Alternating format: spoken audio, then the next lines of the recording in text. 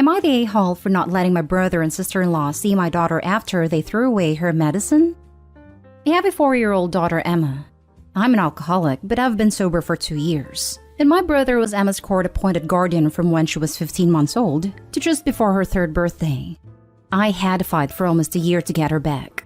My brother and sister-in-law are still upset that I took Emma from them, and have called CPS on me numerous times and make it clear that they don't trust me to take care of my own kid. They love Emma and Emma loves them, so I try to take her to see them a couple times a month. A couple weeks ago, Emma caught the stomach flu from someone at her preschool. I'm in school full-time and had a midterm that day, so I asked my brother to watch her for a couple hours so I could take my test.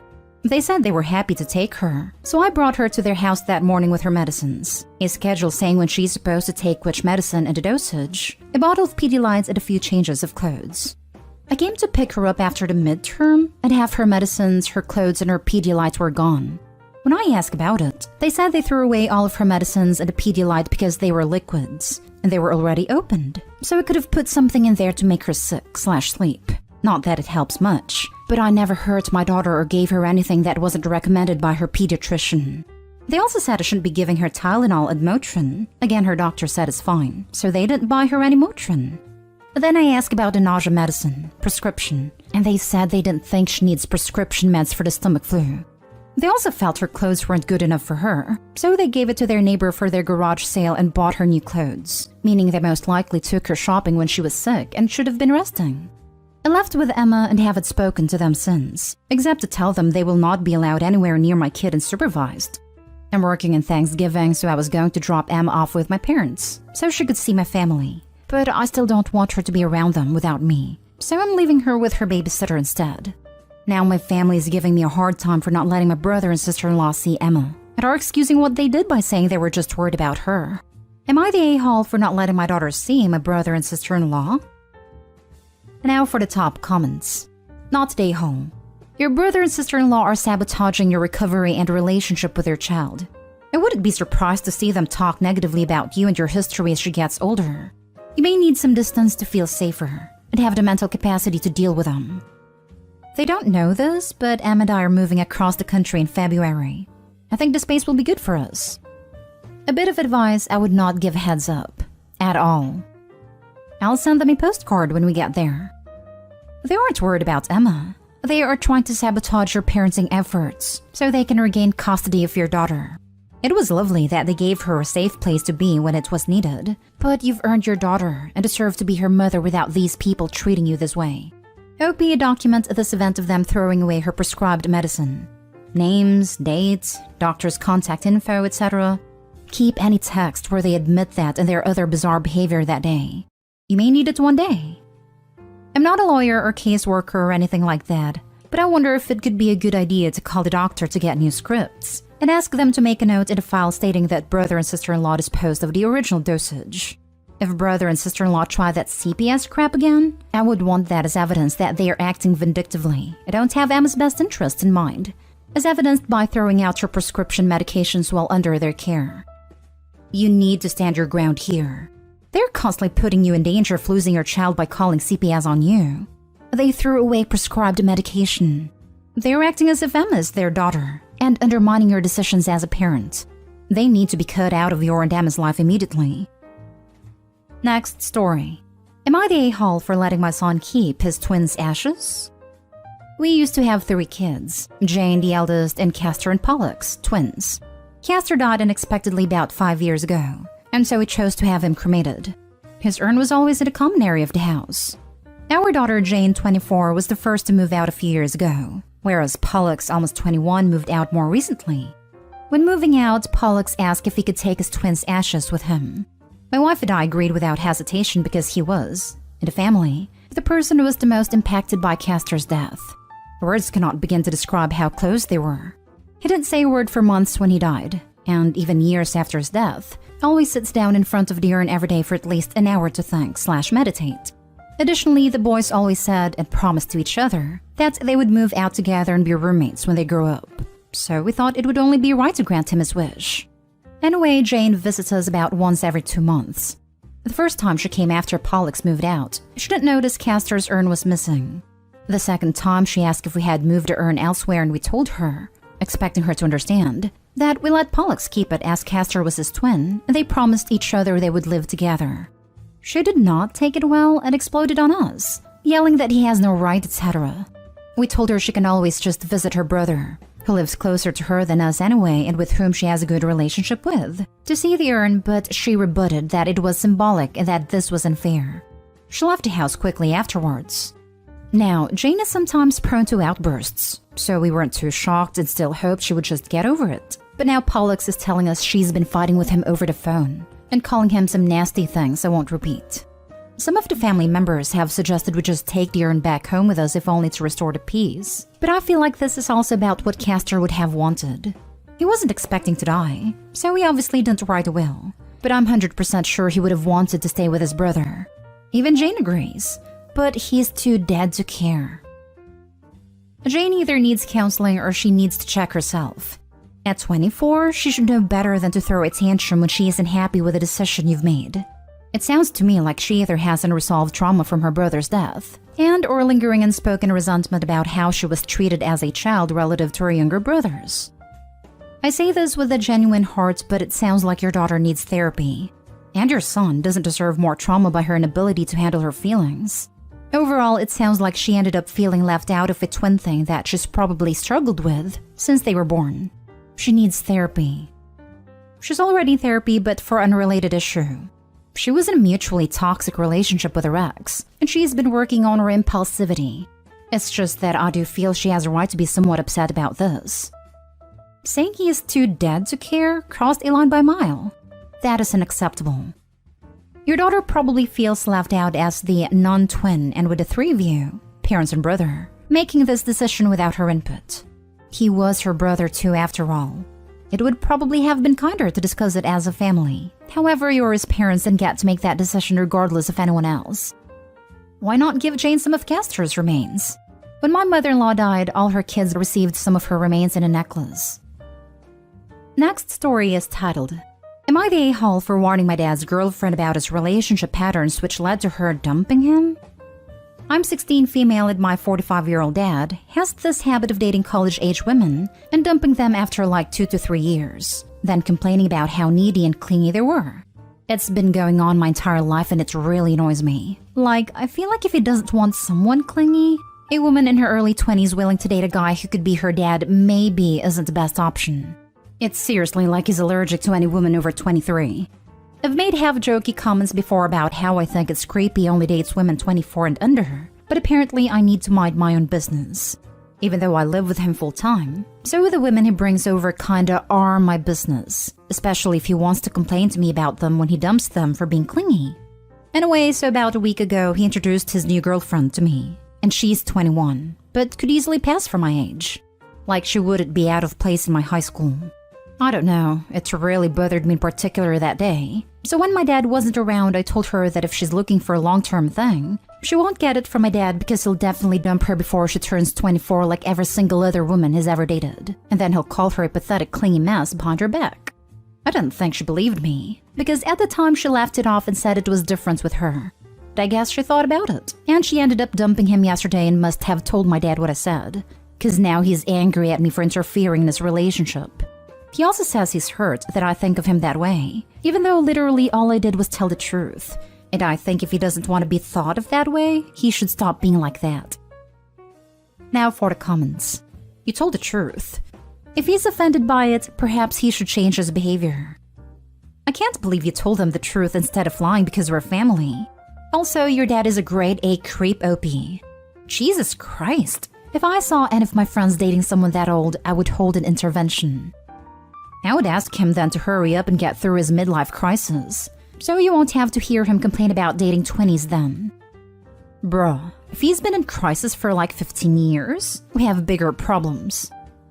Frankly, your dad's dating patterns sound predatory. I'm pretty liberal about age gaps generally, but if you only date substantially younger people and break things off once they're a bit older, it suggests you like holding a certain amount of power over your partner. And that's a glaring red flag. You were right to warn her about that. Yeah, this isn't like he happens to have dated a couple of really young women. He literally only dates college-age women, And there's been like 7 or 8 of them, not counting the ones I never met because I didn't date them long enough. I wouldn't be shocked if his Tinder is set to only women aged 18 to 22. Next story. Am I the a-hole for leaving my mom's early when her whole family took Christmas photos? Me, 16 male, and my mom don't have much a good relationship. They had a bad divorce after my mom left my dad for some guy when I was 7, and I only saw her once every 6 months because she got married then buys with her new family. Since last year, she wanted us to start talking more and seeing each other. I'd finally met my 2 half-brothers who were 6 and 4, then her 2 other step-kids around same age as me. I'm only with her on weekends, and the last one they were doing Christmas photos they sent to the family. And I mean her husband's family and also my mom's. So like my grandparents, my aunts, cousins, etc. They had a photographer actually come. Everyone was dressed for it except me, and she told me it just wouldn't make sense if I'm in it since the pictures are also going to her husband's family side. But then I argued, well, our family side is getting pictures of his kids, so why does it matter? Like she said she wanted me to be part of their family when I started staying over since last year, but now they don't want me to include in their family photo? My mom told me it's not a big deal, and I just went upstairs while they did a thing. I don't know why, but it just made me really mad, but also sad. I didn't want to stay there for the weekend, so my dad came after sending him a text. My mom argued with him outside because it was only Friday, but I told her I didn't want to stay there if she doesn't want to include me in their family, and I'd rather go be with Dad. My mom is still mad about it. She says she didn't mean to treat me that way, but how I behaved after cutting out our time was mean, and that hurts her feelings. And I'm the a-hole for reacting that way basically. For me it still hurts, so maybe that's why I don't see if I was wrong for cutting off our weekend short. Not the a-hole. Your mother is a terrible parent. She cuts you out of the picture, you cut her time. Simple. I'm so sorry she did that to you, and for how she treats you in general. And it's not like Mom couldn't have included him for some pictures. Like, damn. Cold-blooded. Not the a-hole, but your mom certainly is. I don't blame you if you never want to go back. She's made it pretty clear who should things off as her family. Thing is, I didn't even want to start seeing her in the first place. She wanted me to, so I gave it a chance. And after all these months of going to see them, now suddenly she doesn't want me included. Please protect yourself. I'm an adult in my 30s, and this would absolutely crush me. Your dad sounds awesome. He's your true family. You two should have a fun Christmas photo shoot and send those out to family. I haven't always had a good relationship with my family. When my dad died, they did family photos without me and I was an adult. Your dad sounds like a good guy. I'm sorry this happened. May I suggest having someone to talk to as when you're older?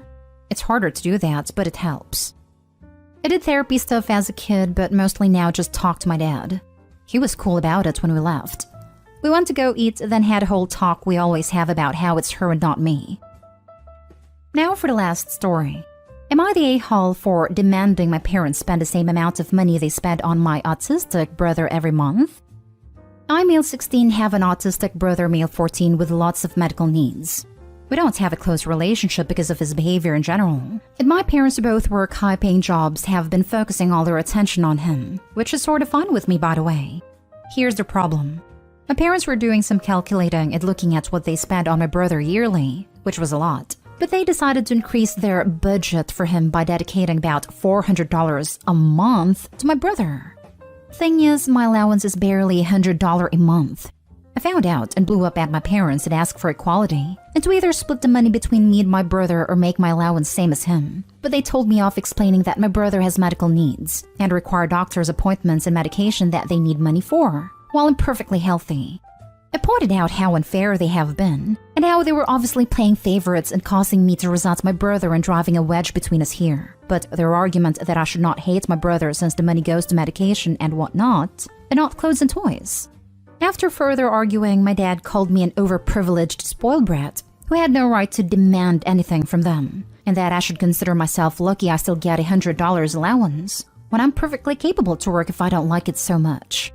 I'm now indefinitely grounded for demanding to be treated equally to my brother and pointing out their favoritism. You're the a-hole and entitled. Your parents owe you a shelter, food, clothes, and education. They don't owe you an allowance and luxuries. Your brother has medical needs. You have superficial wants. If you really want things to be equal with your brother, maybe you should take some of his medical issues so things could be fair all around. I completely agree. There is a huge difference between spending money on a kid's medical treatment and giving a kid an allowance for whatever BS they want to buy. He needs to get a job if he wants more. My son is close to his age. He gets $10 per week and must do his chores to get that. $100 per month allowance is a lot. He needs to show appreciation to his parents. I'm so sorry for you, Opie. It might be so difficult to have a cold heart. You don't care to not have much attention from your parents. Well, you would be totally entitled to share those feelings. But you were so upset to not have your $400 allowance a month. In what world do you live in? Don't you see that this is not an allowance for your brother but medical expenses? Tell me how much of the $400 your brother is spending for fun things. Pretty sure that your brother will be happy to do without going to the doctor regularly, but instead having the same life as yours. Be a good person, have some empathy for your family, and don't be a greedy person. Jeez, you are only 16 and you already place money over feelings. Need money? Get a job. By the way, you're the a-hole.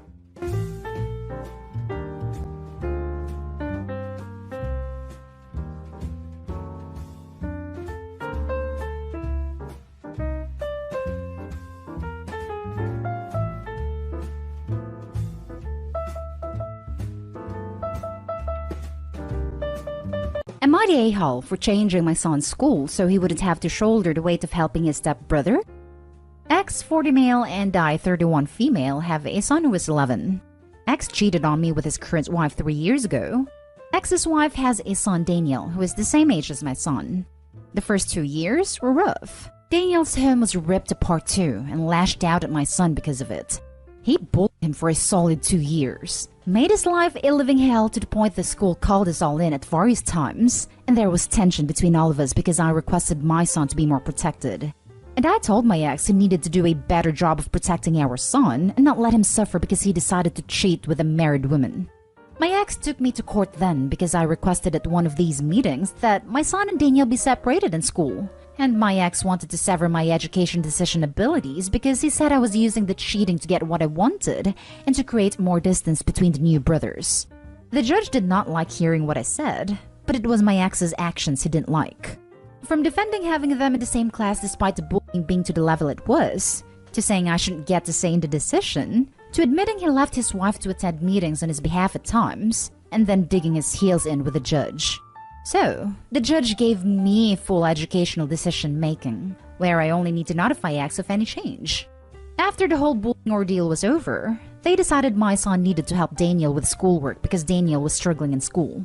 This included in and out of school and taking up lunchtime if Daniel needed it. My son hated it. His relationship with Daniel has not gotten better because of the bullying. And back in May, he told me he wanted to change schools. I weighed the options, and after talking to my ex about the pressure it put on our son despite everything that had happened, and him saying they were brothers and our son would grow to appreciate being forced eventually, I decided to respect what my son wanted, and I moved him from that school to another one in the district, which was possible because of my address and slight changes in zoning in the last 2 years. X expressed unhappiness with it, but that was it when I told him. And then our son didn't need to help Daniel as much. Until after Christmas when both boys were doing school virtually and they asked our son to help Daniel.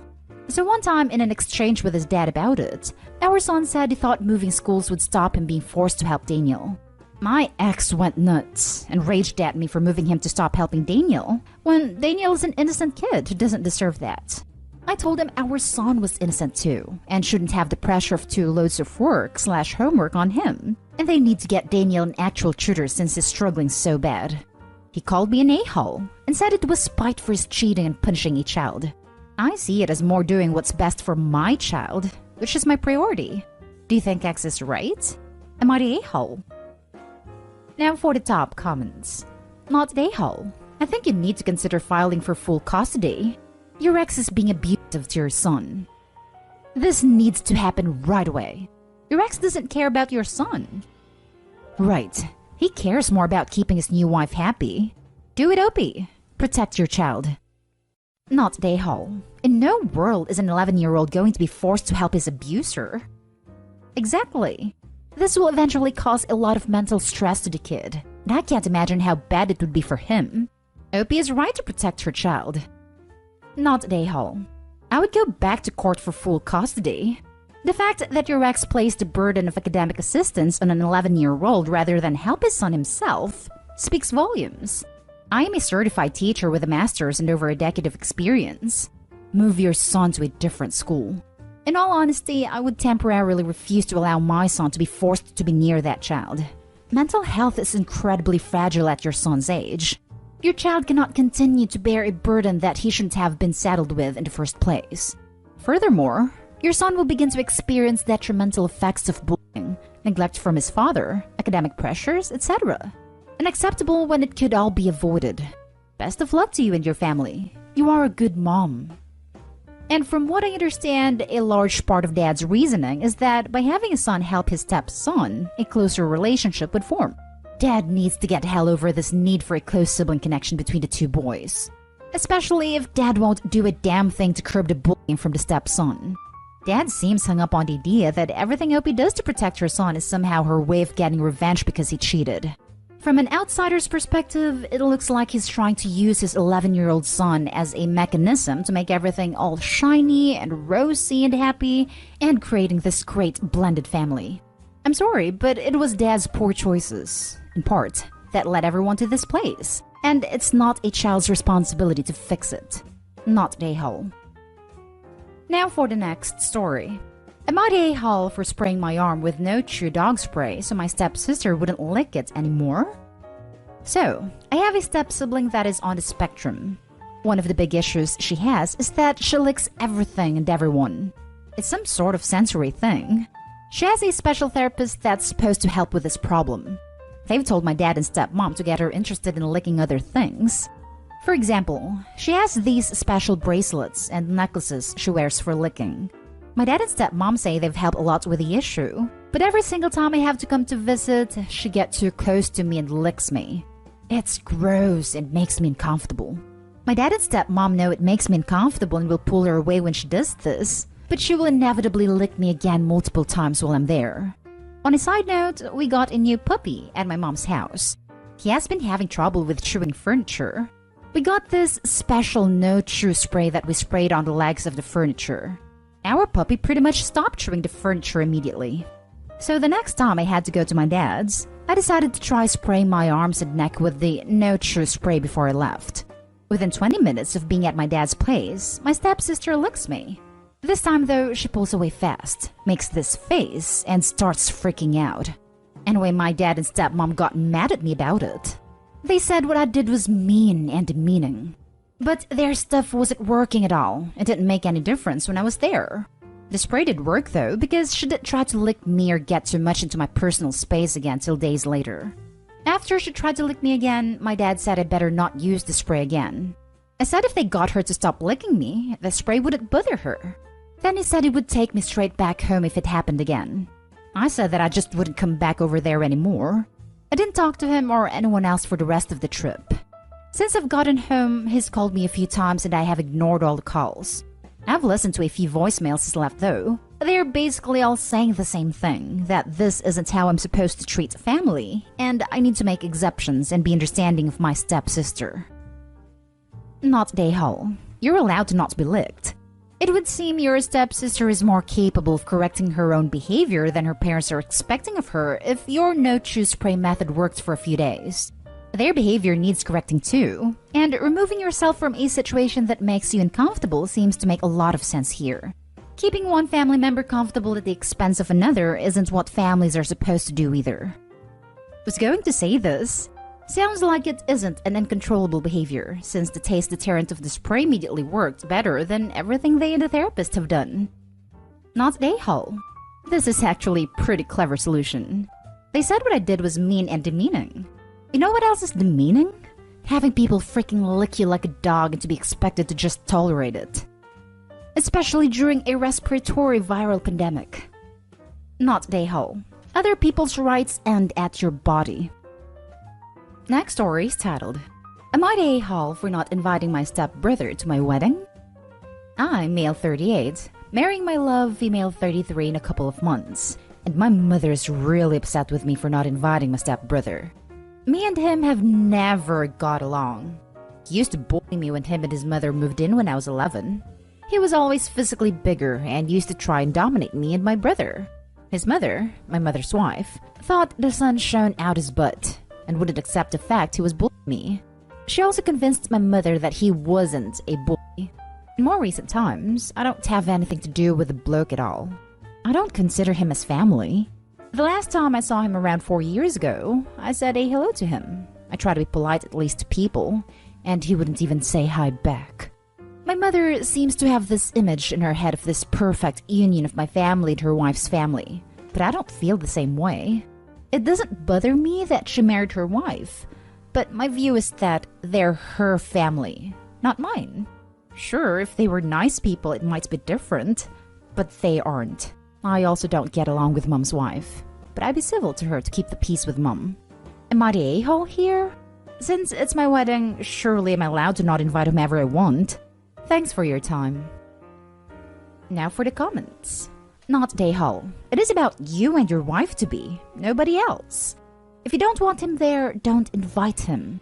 Your mom needs a bit of a reality check. Best of luck. Not the a-hole. Mom, I haven't said 3 words to him in the last 4 years. And when I did say hi, he couldn't be bothered to respond. No, your stepson is not taking up space at my wedding that could be used by someone who actually gives a damn about me.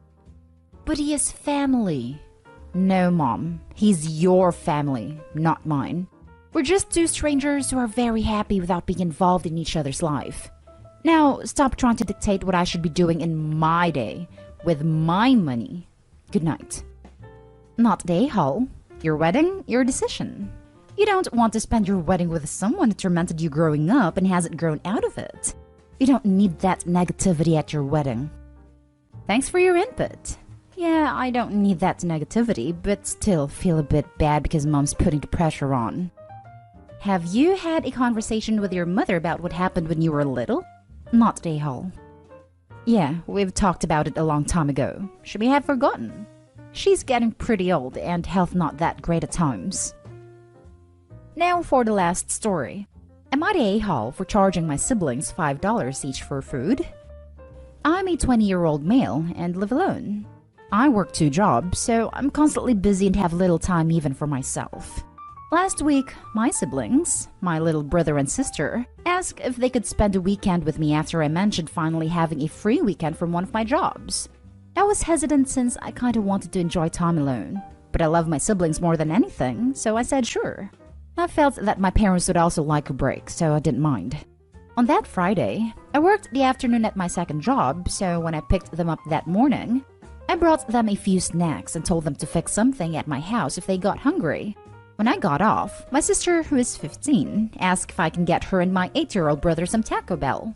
I had the money to eat out, so I said sure and picked some up on the way home for them. The next day, I was off from both jobs, so I was planning on doing very little. We did go out shopping to a few shops nearby. Before we went home, I brought them more snacks and told them I was going to get pizza for dinner. However, they complained that they didn't like that kind of pizza. I then asked what would they like.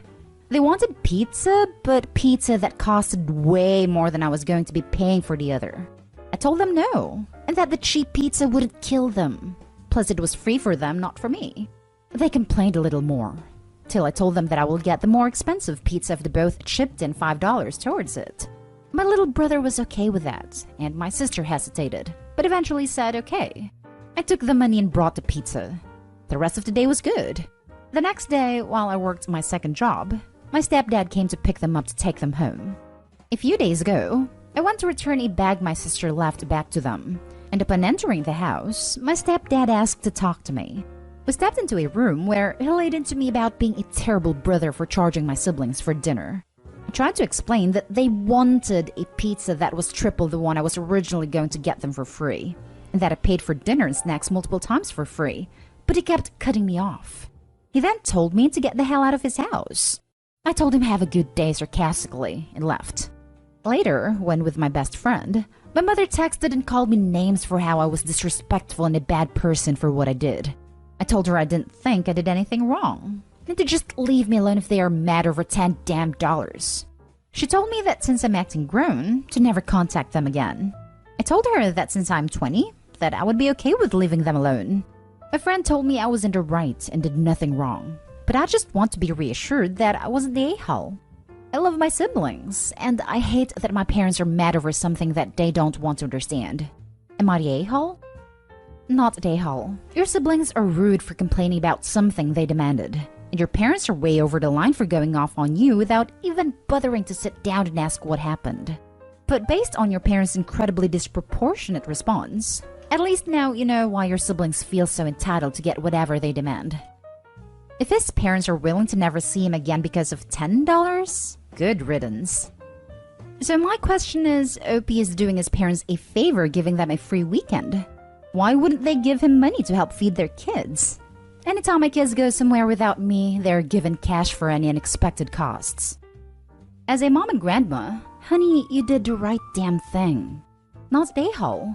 You showed your small persons that they have the absolute right as kids to expect those caring for them to provide them food and shelter within the bounds of the available budget and within reason. You also showed them that if they demand extra, they should be prepared to pay up. This is not a lesson that can be learned too early. A 6-year-old saying, I want to go to the movies instead watching at home, is definitely old enough to be told, sure, tickets are $10 each. Here's a list of extra chores and what I'll pay to have them gone. Go get 'em, Tiger.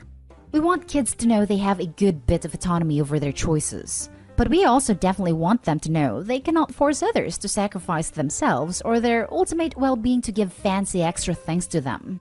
Rent comes before Roblox. A non-payment alternative in the future is to lay out the budget, as you did, and let them spend an hour if needed going over the entire menu looking for something you can afford. You already know, let them figure it out. And then let them help you order it so they feel involved and grown up. That's way more fun than sun-dried marshmallows and bespoke pepperoni and pizza anyhow. As I stated in a reply, my parents are in no way on a budget. They buy things for the heck of it, and just brought an expensive car, even though they already have one for each of them. So now they have 3 cars for 2 people. And this is also the only time I have ever charged my siblings. Every time I've had them, I've cooked with my own groceries or buy fast food with my own money. A few months ago, I was living paycheck to paycheck, barely getting by with rent alone. When I had them over, I still brought them things and everything with money meant to keep me going. I'm financially stable now, but I don't see a problem with me asking them to pay $10 of a $35 meal, even after they agreed and were okay with it.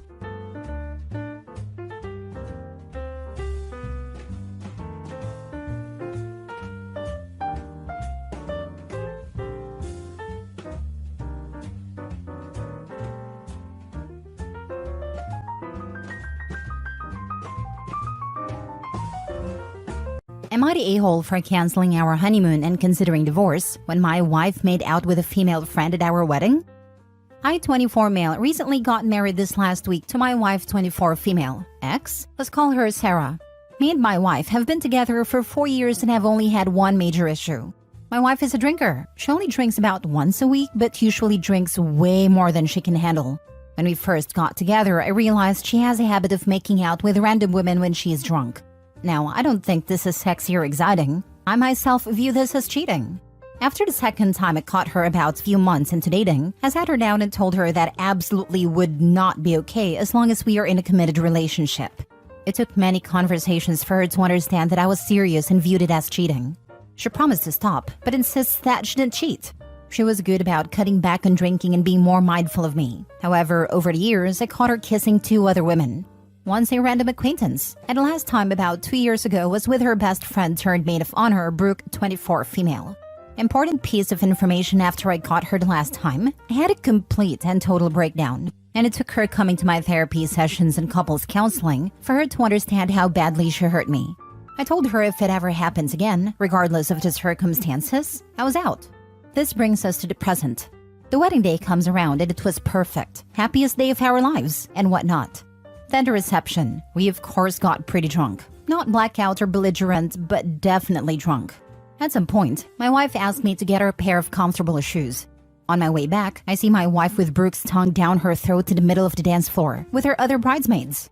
I stomped my way into the reception, pushed Brooke out of the way, and said something along the lines of, "What the heck are you doing?" At this point, everyone stopped and looked at us, and I just threw the shoes and walked out. Sarah chased me out bawling hysterically.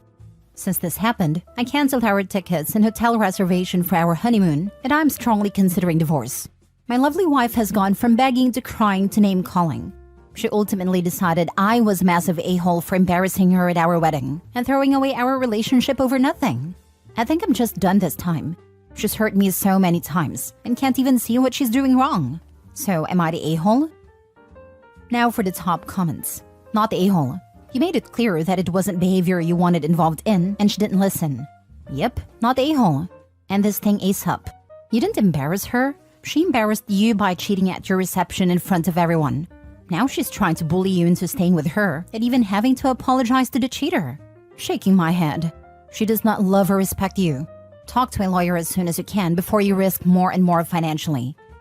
Even if Opie didn't get upset and throw the shoes, it's mad embarrassing to be so sloppy drunk at your wedding that you make out with anyone but the groom/bride. Those were a lot of red flags, and you married her anyway. She knows how you felt about this and she did it anyway. She needs to get some help with the alcohol. That seemed to be when she messed up. What a mess. It honestly makes me wonder if he only knows about the 2 other times. I feel like there could be multiple times she's done this that he's unaware of due to not being around.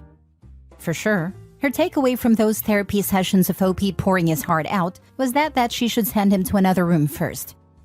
Not the a-hole. Get an annulment. She has no respect for you and will continue this because you keep forgiving her. May not need an annulment if the paperwork wasn't filed yet. Yeah, he should have called the efficient right away. Next story. Am I the a-hole for telling my friend's fiancé that she cheated on him? Jess, our 4 homegirls, and I went to Vegas for Jess's bachelorette party. We had a great time the first day until we returned to our hotel at night. Another friend, Maria, didn't tell us that she had paid for male strippers to come to our suite, and that immediately made it uncomfortable for me and some others. We never agreed to this, nor we were interested. We wanted a girls' weekend. They started dancing, of course, and Jess eventually slept with one of the performers, oral in front of us, then went into one of the bedrooms, leaving the door open. Me and 2 other girls left and booked a small room for us 3 that same night, while Maria, Jess, and another homegirl stayed. The 3 of us thought of leaving Vegas, but didn't want to come home because our partners might question why we came home so soon, since most of our boyfriends know each other. The next morning, we all got breakfast together, and guess who joins? The male stripper who banged one of my friends. And it was so damn uncomfortable. Afterwards, we all met again in the initial suite and had an argument with each other. I have never heard of girl code when it comes to cheating on our partners, and Jess used every goddamn cliche of what happens in Vegas, and that is normal for bachelorette parties. Pretty much all BS that I see in movies or read from social media.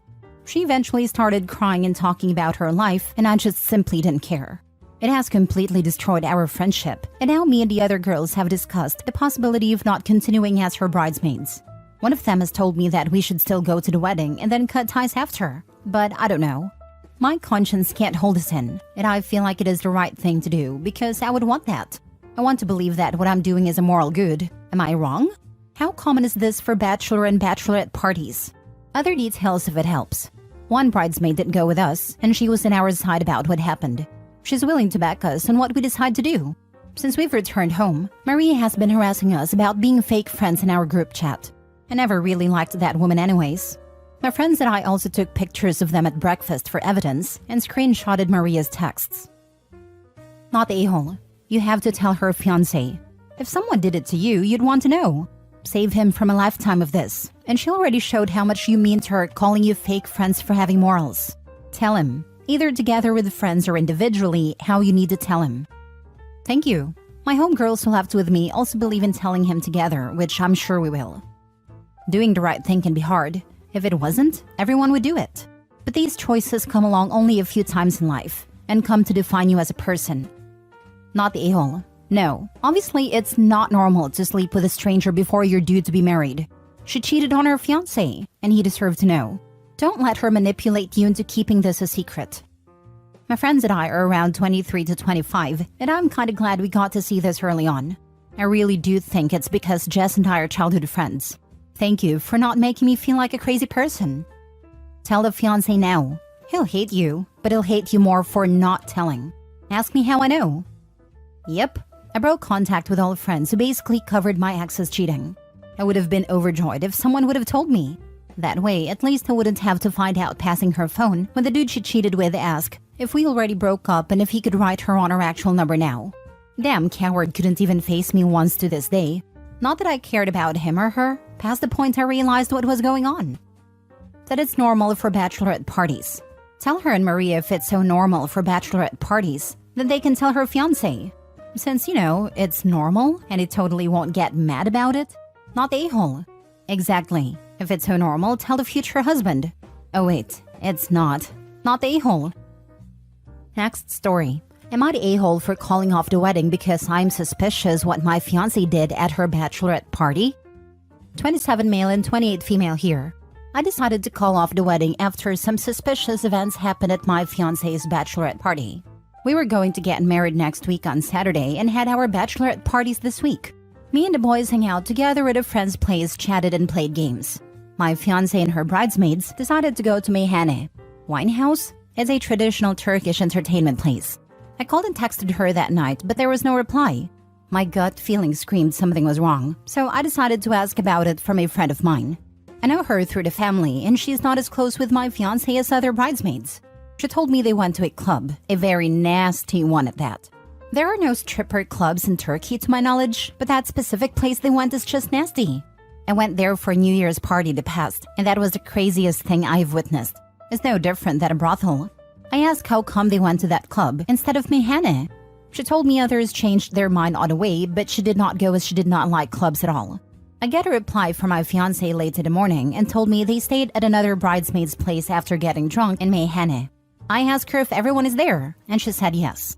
Now the problem is, that bridesmaid's place is almost 2.5 hours away from that place. There is no way 7 girls were able to go together to that place at midnight, especially when public transport was not available. Taxi is out of question due to the cost and capacity. I asked one of my friends to call his girlfriend who is another bridesmaid. She told him she went back to her place and others just went to different places. There are inconsistencies all over. I facecammed my fiancé right away in WhatsApp, but she said she would call me once she is available. She called me some minutes later, but she was outside, and I'm pretty sure it was not the district that bridesmaid lived in. I confronted her about it once she came back, but she could not give any satisfying answers to my questions. It became, I must have said it wrong first, than other bridesmaids. Except my female texted me confirming things all at once. It was so obvious there was something fishy here, and they were coordinated by my fiancé. Alarms were ringing in my head, and yesterday I decided to call off the wedding. No one explained to me what happened that night clearly. When they do, there are inconsistencies all over. I announced it in friend groups and family groups. She's going crazy right now, but still, there's no single satisfying answer about what happened that night. I was even told not to be an insecure guy, but there was just no way. Everything points to at least something fishy happened there, and they're trying to cover it. A friend whose girlfriend was bridesmaid has also decided to break up with her. It is chaos all over. Am I the a-hole? Now for the top comments. Turkish person here. Meyhane is usually for a man to pick up a woman. And yeah, self-explained. It's usually not a place where someone would go and celebrate a bachelorette's party. A club? Maybe, yeah, but everyone has a different story in where they went. Why did she say they went there, but the other girlfriends say she went home? Things don't add up. Oh, by the way, Turkey has a lot of strip clubs, so I don't know what kind of club they went to, but they exist there too. Wow, I had no idea there were strip clubs. I went to most popular clubs in both Istanbul and other major cities, but did not see even one. As for the Meyhane part, it was a really small place where people can eat Turkish appetizers, drink raki and enjoy the music. I was the one who recommended the place actually. I do not know if other Meyhanes are as you said. To clarify, my home city is Izmir. I don't know how it works in Istanbul, but in Izmir, Meyhanes are more a pickup place. Back in the 60s to 80s, it was more like enjoying the music and the belly dancers, but not anymore. Men go there usually to cheat on their wives and vice versa. Yeah, Turkey is more of a conservative country, but there are plans of strip clubs, etc. I would advise you to ask more from her friends. She probably isn't a work of getting their stories straight, but it's worth a try. If she can't be honest, maybe you should consider that you dodged a bullet with her. Not the a-hole. If you really want to satisfy your suspicions, ask to see her phone. Then look at a GPS and recent spots visited. I asked to see her phone, but she rejected it. Let me guess, if you trusted me, you would not ask for my phone. Are you a psychic? It's what they always say when trying to deflect. She went home with some dude. They all told different stories, then lied at the same time. Not the a-hole. Someone on Reddit with a spine. Good for you. Demand a real explanation and non-restricted access to her phone, or she is free to lie to someone else in her next relationship. Don't let her trickle truth or gaslight you. Her story's a bunch of BS. Last story. Am I the a-hole for having a come-to-Jesus moment and calling off my wedding? 31 female. I have no idea how or why I overlooked so many things throughout my 8-year relationship. But yet, here we are. But I can't tell if I'm wrong for this. So last night, I told my future husband that I didn't know if I could go through with our wedding in 2025. He's in shock, as am I. My fiancé treats me great. He's kind. He matches my energy. He makes sure I'm taken care of in a material sense. He's handsome and smart and funny. He is and probably always be my best friend. But I'm just now starting to see how deep-rooted his mommy issues are, along with financial issues as well. Impulse control. He basically acts like a preteen wanting a shiny new toy whenever he gets a paycheck. I only just started to see how truly bad it was when we moved closer to his mom, a woman who had no hand in raising him. He was a ward of the state from age 8 to 17 when he went to live with his mother's family. He reconnected with his mother from that point. Since we have moved closer to her, he thinks the sun shines out of her behind and has defended her actions thoroughly. She had the means to take care of him, but she ultimately decided she didn't want to be a parent anymore when he turned 8 and left him with some random stranger, one of her acquaintances, to go see her own mother out of state and just never came back. That's how he ended up in foster care, but she has him convinced that she was escaping an abusive relationship and it was the only way to keep him safe. I argued that she could have brought him with her, but you know. Anyways, since we now live right down the street from his mom, it's like he's reverted back to teenage years. He calls his mom before making any important decisions and follows her advice instead of mine, even if it's most certainly the wrong choice that affects both of us. He started sending all of his packages to her house as well, which gives her an excuse to show up here whenever she wants to unannounced. And he sees no issue with his open door policy. She doesn't even knock. She just opens the door like she owns the place and rummages our fridge or drinks all of our coffee. Since we moved here, he has been in Facebook Marketplace daily, looking for new things to buy himself. And like, his mom enables it so bad.